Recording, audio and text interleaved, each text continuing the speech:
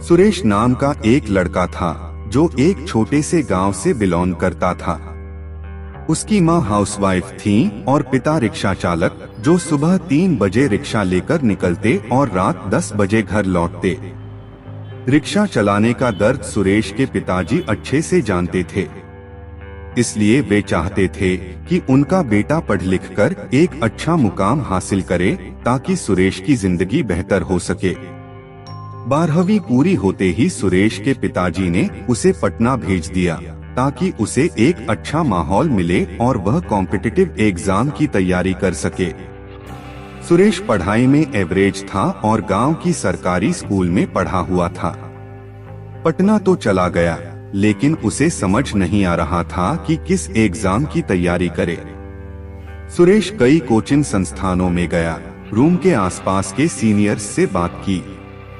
कहीं से मोटिवेशन मिला तो कहीं से डिमोटिवेशन। यकीन मानिए, सुरेश को यह तय करने में ही 1 हफ्ता लग गया कि उसे किस एग्जाम की तैयारी करनी चाहिए। अंततः उसने एसएससी की तैयारी करने का निर्णय लिया और मेहनत में जुट गया।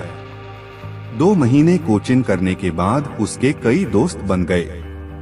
कुछ दोस्त अच्छे थे तो कुछ बुरे। कोचिंग जाते जाते पता नहीं किसने यह कह दिया कि अभी तुम्हारे पास बहुत समय है, अभी तो 12वीं पास ही किए हो, आराम से तैयारी करो। एमटीएस और सीएचएसएल का एग्जाम देने की क्या जरूरत है?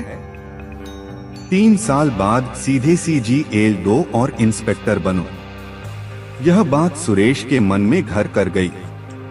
उसने तय कर लिया कि अब तो बस CGL ही देना है, न एमटीएस का फॉर्म भरना है और न CHSL का। इसका असर यह हुआ कि अब न तो सुरेश पर किसी एग्जाम का प्रेशर था और न कोई लक्ष्य।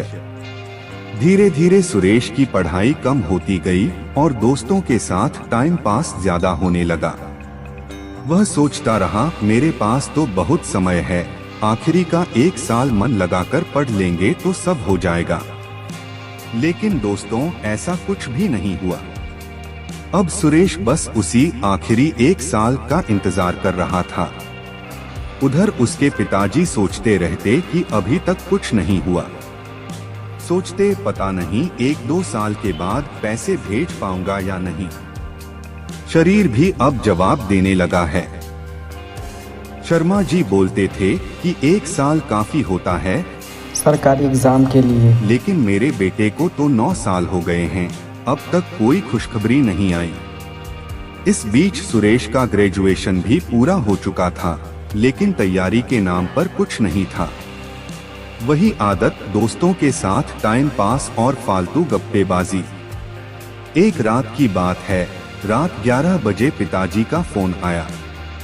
उन्होंने कहा, बेटा अब और कितना समय लगेगा?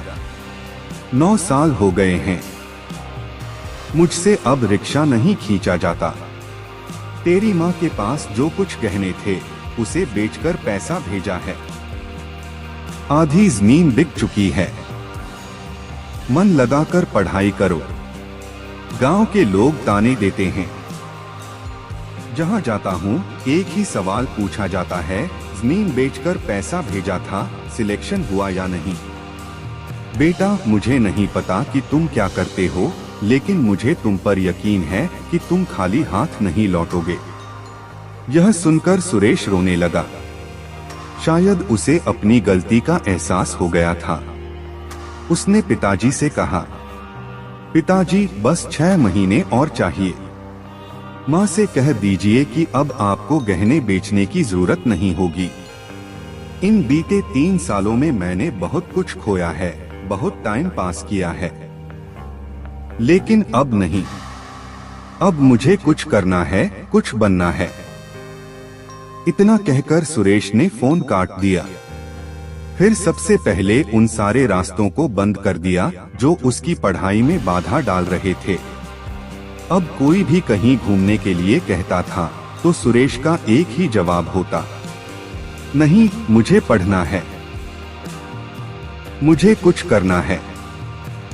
और फिर 6 महीने की कड़ी मेहनत के बाद सुरेश इंस्पेक्टर बनकर अपने घर लौटा। दोस्तों, याद रखना, जिंदगी में कभी भी सिचुएशन समान नहीं होता।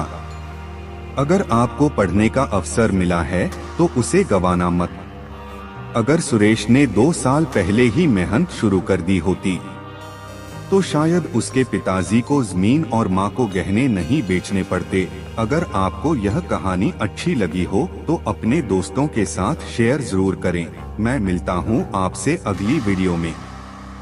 तब तक के लिए जय हिंद।